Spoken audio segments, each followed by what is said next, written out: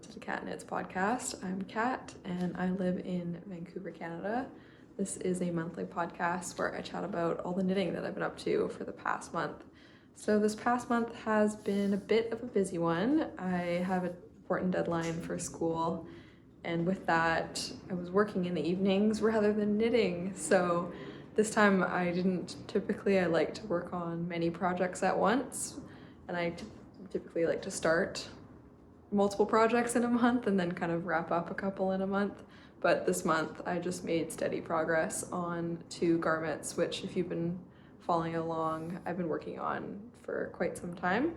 And both of those are sweaters.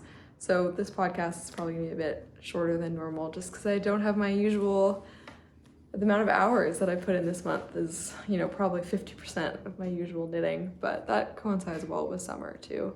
It's kind of hard to have a big, bulky, heavy sweater on your lap when the sun is shining, just because it keeps you a little too warm. The other thing I wanted to talk about, which I realize I haven't mentioned in a couple months, is the yarn subscription, which is what this pile of yarn is to the right of me. I actually finally determined what I'm gonna do with it, so I'll talk about that. So I've got 2 works in progress and then my plans for the yarn for my yarn subscription. So the first project I wanted to talk about, both of my sweaters are turning out surprisingly well. I actually tried them both on yesterday and they fit, which the number one thing with a sweater is getting it to fit. That's my favorite characteristic of a sweater, is it fitting.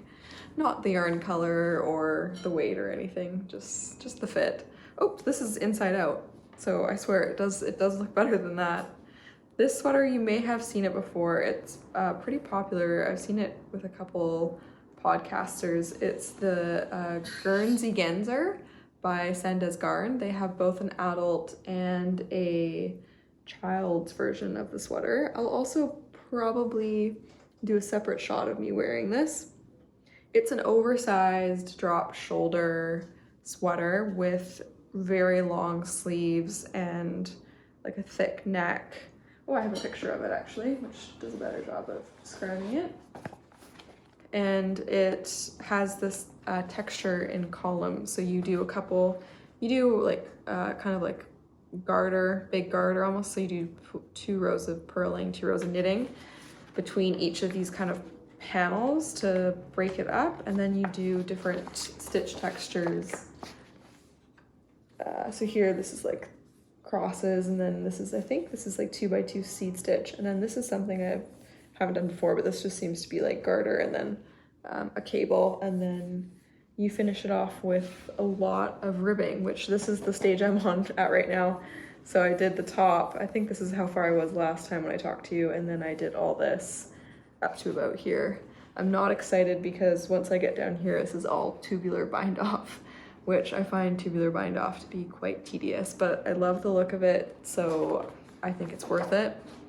I actually tend to find ribbing in and of itself quite tedious, just because it's very steady, so you're just kind of knitting and purling.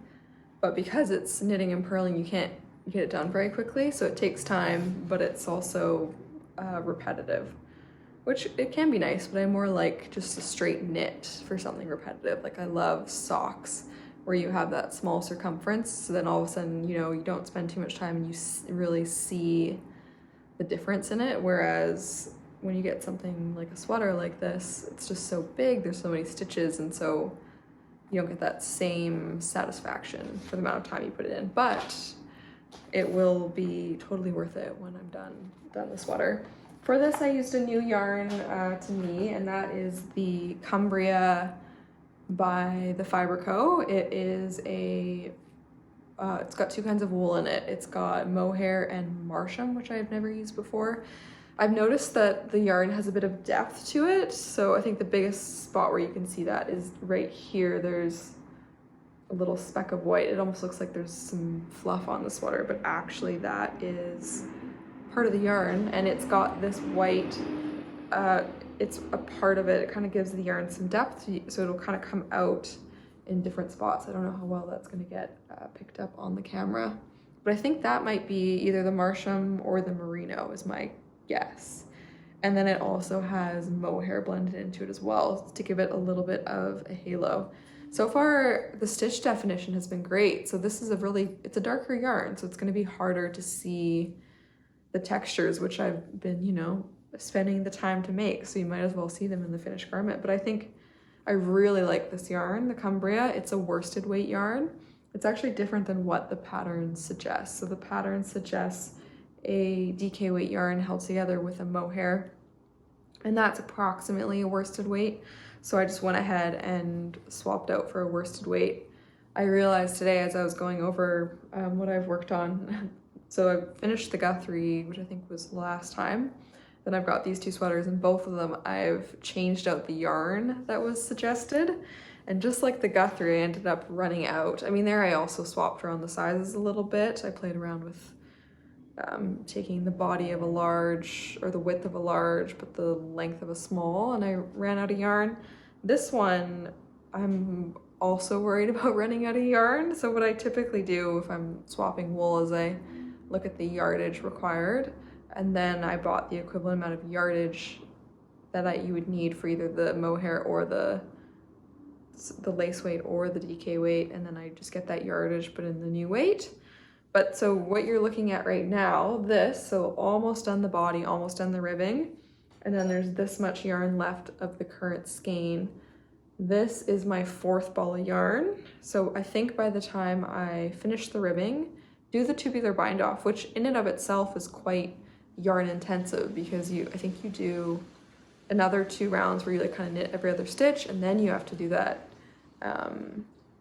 what's it called? I think it might be called Kitchener stitch, where you like basically your Kitchener stitch is typically the toe of 2 socks where you put them together, but I'm pretty sure that tubular bind off is that kind of putting the 2 together, except it's like the entire round, where like when you do those, like when you separate your stitches, where you like knit like all the purl stitches, and then you purl only the purl stitches, like with moving your yarn.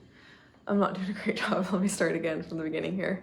When you do tubular bind off, you do 2 setup rounds. The first setup round, you'll knit all the knit stitches, and so you'll knit a stitch, then you'll slip the purl stitch with your yarn, I think in the front, and then you'll knit the stitch, and you'll keep doing that all the way around. Then you do the purls, where you will purl a stitch, then slip the knit stitch with the yarn in the back, and then purl. So in this same way, you've kind of like taken your solid line of knitting and you've like split it. So now you have like your knit stitches being forced this way and the purl ones being forced this way, because you have all that yarn that you've got when you weren't knitting. You were just slipping the stitches with the yarn in front or back, which actually like pulls the stitches apart. And then I think tubular bind off is actually just Kitchener, where you then bring those 2 back together, almost like a pair of socks. I don't know if that was interesting, but just blabbed on there. Okay, so back to the pattern itself. Like I said, I really like this yarn. I think this sweater is going to be a toasty one. I've been knitting with this on my lap, and it's been warming me up quite nicely. I mean, it is 100% wool, merino, and the Marsham, and then mohair, I believe, is actually warmer than wool, so it's expected that it would be warm.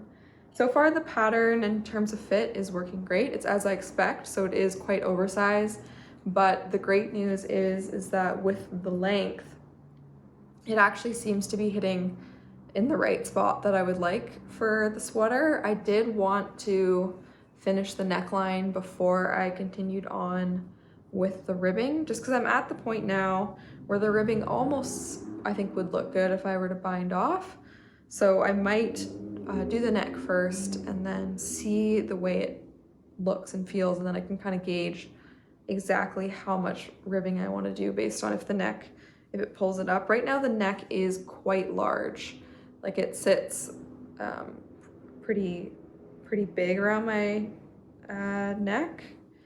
I'm not sure if when I add, it's a folded collar, if when I add the folded collar, if it will kind of bring it in enough and maybe give it that stability to not be such a gaping neck. I typically like close necks. I don't like kind of boat necks or more scoop necks, because I tend to wear more crew neck style t-shirts, and I don't really love the look of seeing, like I like a little bit of seeing what's underneath your sweater, but I don't like it when there's like, you know, an awkward, like too much at some point. It's not a peak of color, it's quite a big chunk of the shirt, so that's why I tend to like more close to the neck. I actually really like mock necks and turtlenecks.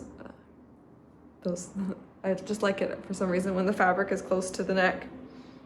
It's a different style of sweater, so I've done now a yoke and a raglan, and a round yoke, sorry, and a raglan, and this sweater has that technique where in the back you have like those two lines that are on either side of the shoulder, and then you like knit up and over on either side, and then you connect under to do the scoop. And so I think this might be my favorite construction for my body type. I do also really like, I think the raglan does work quite well on me, but so far I'm quite happy. One of my goals this year was to try out different construction and see how they kind of fit for me and my body, and whether I enjoy wearing them or not. So far I've focused on finishing the sweaters, but I haven't really worn them that much. So I'm looking forward to wearing them and then seeing how I enjoy them. And I think I should be able to get quite a few sweaters done for the fall, because right now it's the beginning of August. So I've kind of got around 2 months before the weather starts to cool. The nice thing about the sweater is it's constantly changing, so it kind of grabs your attention and you feel like you're continually making progress. The one thing I don't love about the pattern is actually the way that it's explained. So I didn't realize, I think I've gotten so used to designers really, I mean, it's amazing, those independent designers, how much work they'll put into the patterns in terms of really taking their time to explain. I mean, I think it's also more work because their patterns are longer, and I do understand why these patterns are shorter, because here, you know, space is a lot more valuable, whereas when you buy a pattern on Ravelry, it's a single pattern, it's a PDF, so they don't quite have that same space requirements that you do with a book, a pattern book, but it's a lot more condensed. There's a lot of times where I've had to reread sections. So although it's this thick, actually half of it is German. So this pattern, I think the whole thing is maybe 3 pages. And they do things where, like when I was doing the sides, I did the first one, I think I had to do it 3 times, because each time I would read the instructions and then I'd start and I'd do it. And then when I got somewhere, I was like, oh shoot, I think I've done it wrong. So I had to go back. So I did the right side 3 times. Then I did the left side. And when I did the left side, I was like, I think this is actually gonna be a lot longer than the right side. And true enough, when I ended up finishing the left side, I realized that I actually had still done the right side wrong. So I had to rip it out that 3rd time. And on the 4th try, I got it. And I mean, part of it is my own fault for not reading the instructions carefully, but the other part is the instructions tend to be, they're just more condensed, and because they're condensed, they don't explain. So like they'll just kind of say, like even just at the beginning when they started, I was confused. It was like, you know, work this stitch, and then they say like inside 1 edge stitch at each side, and then they don't really talk about whether you need to keep doing that or if those edge stitches, I guess what the difference is, it's a lot more with the patterns that I've done from independent designers, they're very explicit, whereas this, you know, you lose some detail. But I'm still having fun, and I do love a lot of the other patterns in this book. So this is the Soft Knits for Ladies pattern book, and it's the 2202. And like I said, they have this Guernsey sweater in baby size, and I was thinking about maybe making it for my friend who just had a kid. I think though what I would do is I would try to make my own pattern rather than paying for the kid book, since I have the adult one. that would probably be an adventure of itself. I have actually this exact yarn in white, but I only have one cake, which might be enough for like a 3-month-old sweater. Probably not, but maybe I could just fake it. Who knows? It's been fun to work on. I've enjoyed it. And I think that's all that I really wanted to say about the sweater.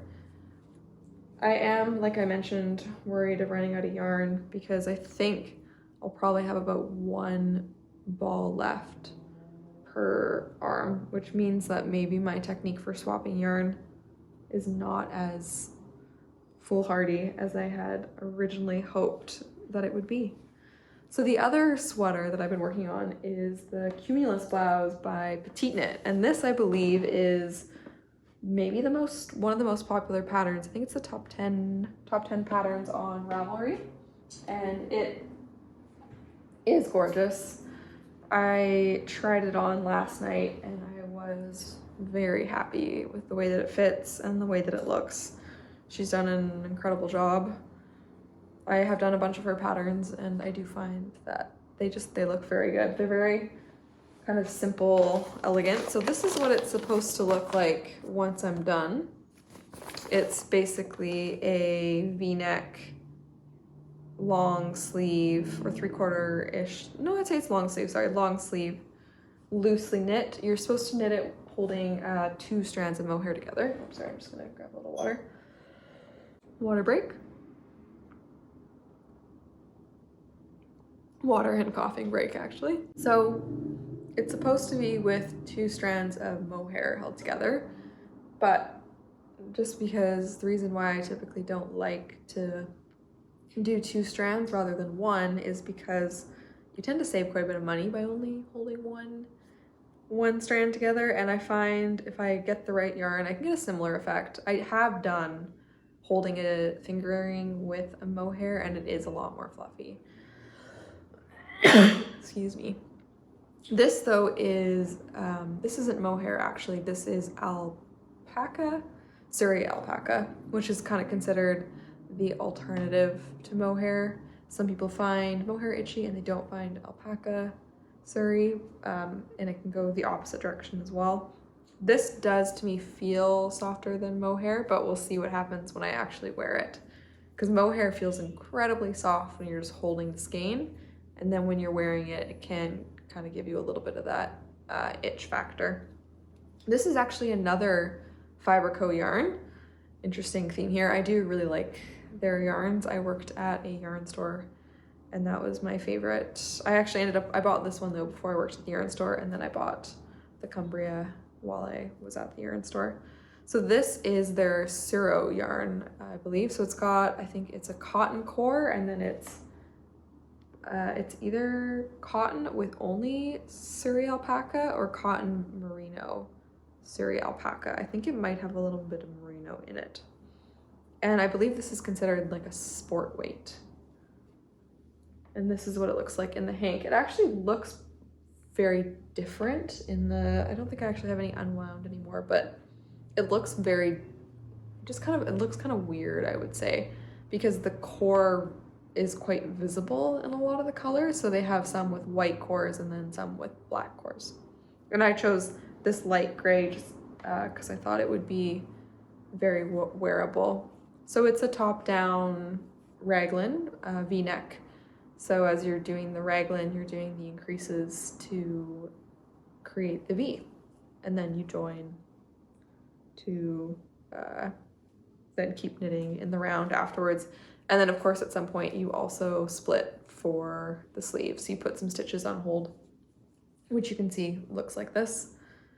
This, I think it's just perfect. I love the depth of the V. I love the way it's fitting. This has been, I understand now why it's such a popular pattern. It's also just super wearable. I could see myself wearing this a lot. It's a simple, classic, clean, it's everyday kind of wear. What you do is you do an I-cord around all the edges. So the neckline, the sleeves, and the bottom. I did the neckline, and that did take, I-cord always is a bit is a bit of a task, just because you need to pick up anything that involves picking up stitches, and then I-cord you need to like knit back and forth with moving your needle quite a bit. But I do love the way it looks. I wanted, after doing the neck, I really did fall in love with this sweater. I was struggling with working on it. I don't know why my motivation was low. I do love knitting that keeps me interested, but I find like socks I don't have any problem with. And you know, I did the sport weight colorwork sweater and I was enjoying that, I think because you see the colorwork changes. But I've done complete knit. I think my other two sweaters are just straight knitting, so I don't know why this one for some reason was just, I couldn't get into it. But after doing the neckline, I am definitely excited about it. I also I stopped doing the body just to give myself a little bit more of a dopamine hit with doing a sleeve. I know people get stuck on Sleeve Island, but I find sleeves can be enjoyable again because the circumference is smaller, so I can really see the progress. So I swapped to doing a sleeve, and I've completely finished the sleeve. I just need to do the I-cord bind off for it, and then I think I'm gonna keep going down the body. So these needles are actually the same as my other sweater. So if the needles are on here, I've got the smaller needles because I'm doing the ribbing of the other sweater, but I'll need to finish this before I can move the needles back to do like the sleeves. Although I'll probably, so with this sweater, I used my Chiagu shorties, which I absolutely love.